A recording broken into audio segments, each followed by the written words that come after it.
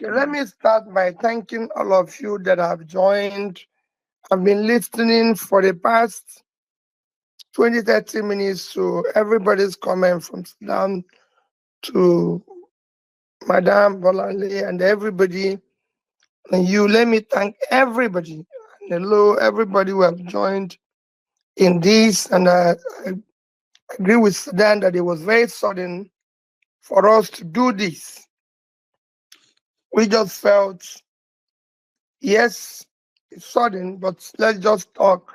It's not at my usual space where we have 1 week to invite everybody, which will still continue. If you look for a while, I've not been able to do that because there's so many different things happening in our dear country. Basically, today is just a quick one to acknowledgement of the community call for a structure.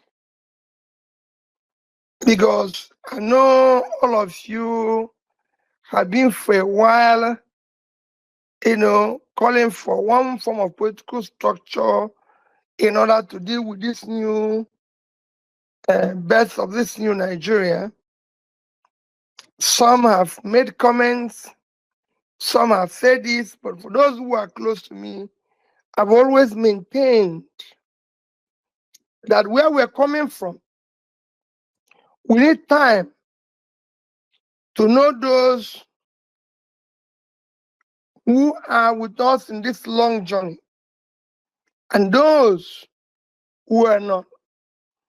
Not because they don't believe in what we are saying, but like it's in parable of the sower. Some people are excited about it, but they don't have the resilience and to do the sacrifice that is required.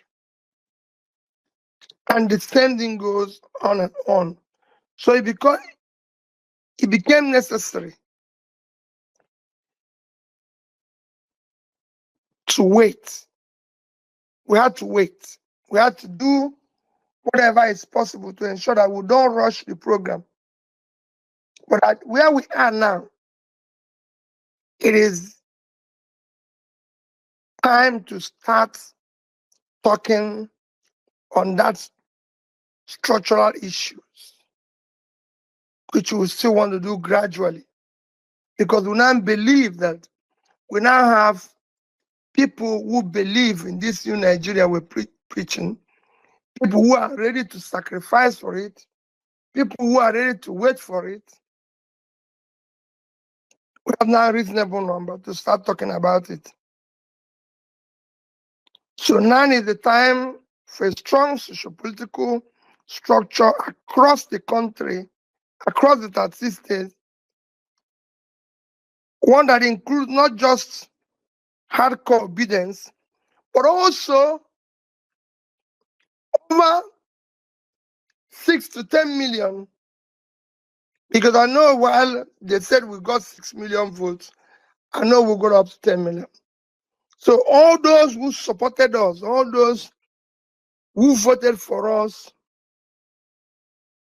millions of Nigerians who are now experiencing the outcome of board governance in the last couple of years, we need to engage them to join this movement. We will begin with a series of consultation in the coming days and weeks for birth of this structure of millions, several millions of Nigerians who are tired of status quo and want a birth of new Nigeria. In building this structure, we're going to be totally inclusive and democratic. The process will be transparent. We will consult with so many stakeholders as possible. We want the structure to be citizen-led. So it will be demand-led, not supply-led. Because people have always said to me, why don't you appoint this one? Why don't you do this? I say, no. We're a family.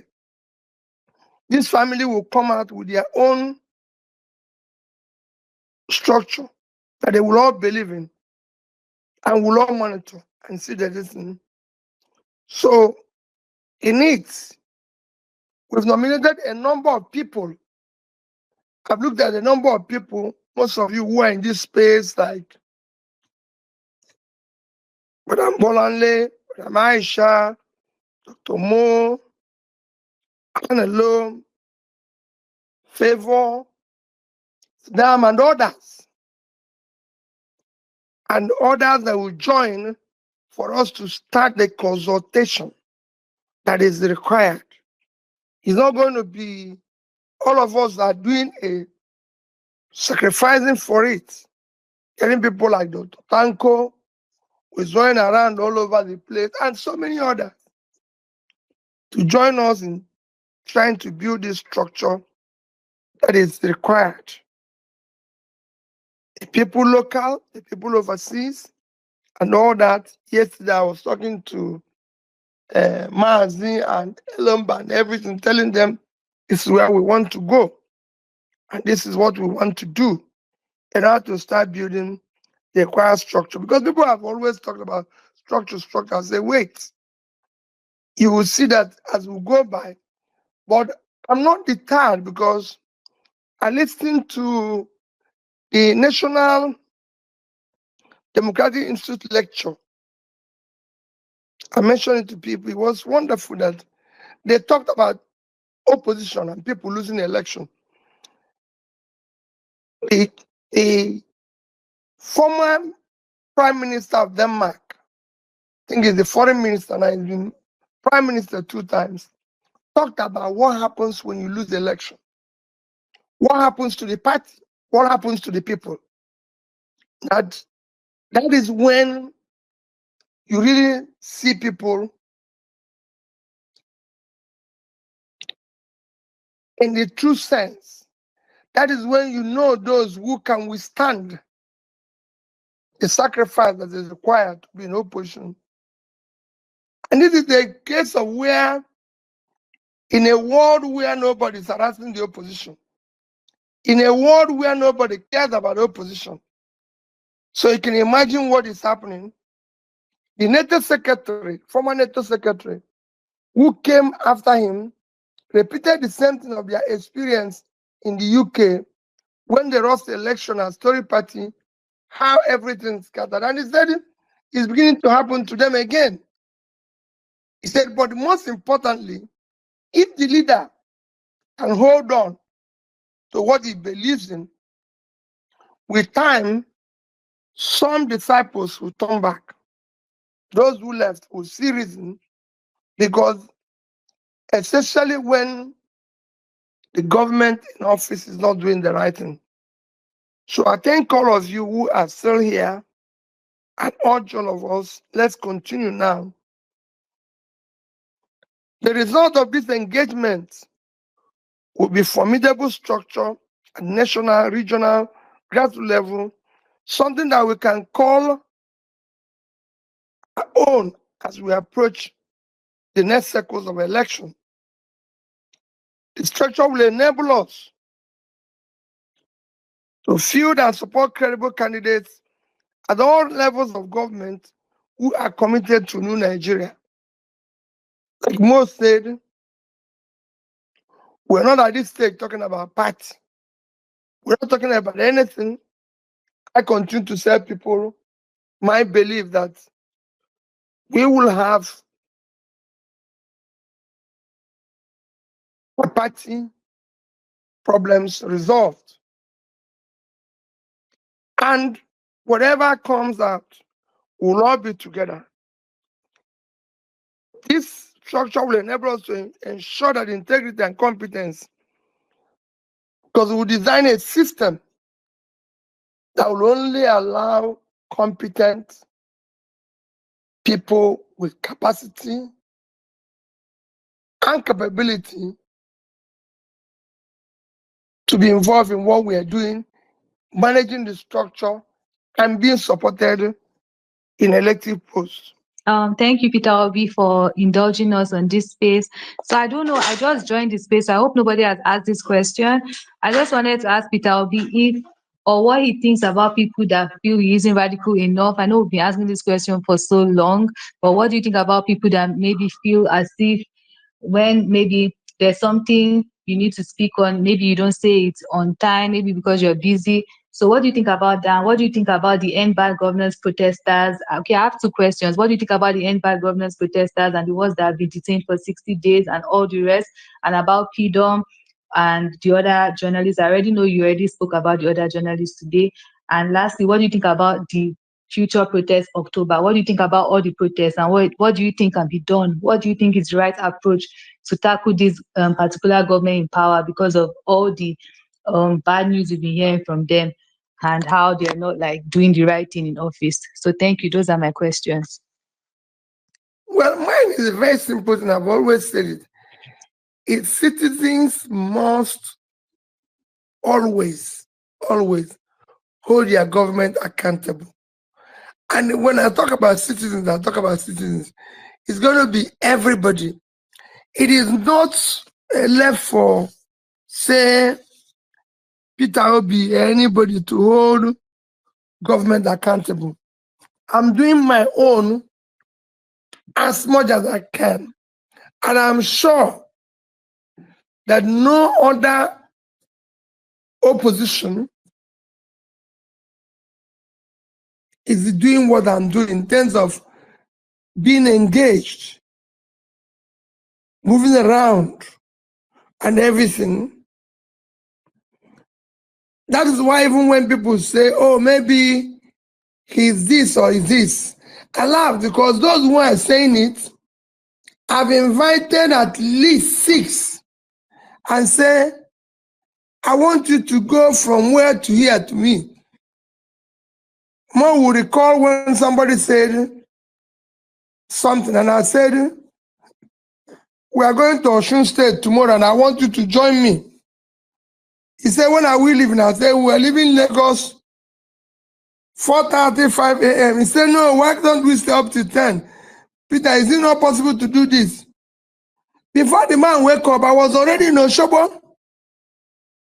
But when you're doing it, people who stay somewhere, probably eating shrimps and good food, are busy saying, oh, this man is not this. They forgot that I went to Biu in Southern Borno. They forgot that I went to Katangu in Southern Gombe.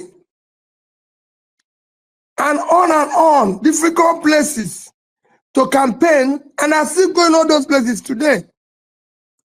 More would tell you, I left Kogi, 7 p.m., not seen anywhere on the road to sleep. And many people insisted I would sleep with them, and I said, I'm going to Enugu. So when you do all that, people don't, all of us needs to engage them. It is not about me. It is about all of us collectively. If you look at what government is doing to the big and famous today in Nigeria, if you look at what they are doing to people who speak, just imagine what I'm going through. Just imagine it. So it's easier for people to go on and say, I comment on issues like you see me with. First thing I do when I get any news, like the one I did this morning, I was traveling in America. I didn't know. When I get any news, all I do is to take 24 hours to analyze what happened and what is happening, and I make comments. But I really make comments on anything, and I support all peaceful, legal comments, protest, agitation. And when I was campaigning, I said it. I will talk with every protester, agitator, this. All I want you to do is say the reason why you're protesting. Tell us why you're agitating.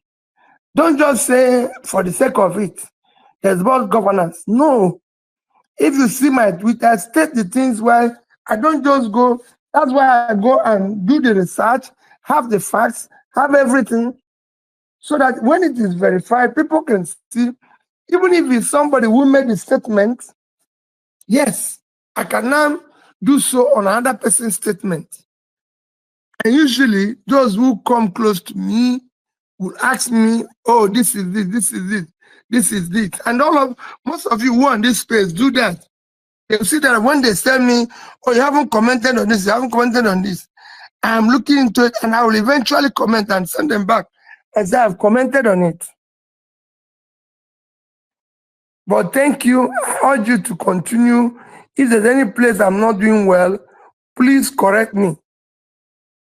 People are talking about attack and everything.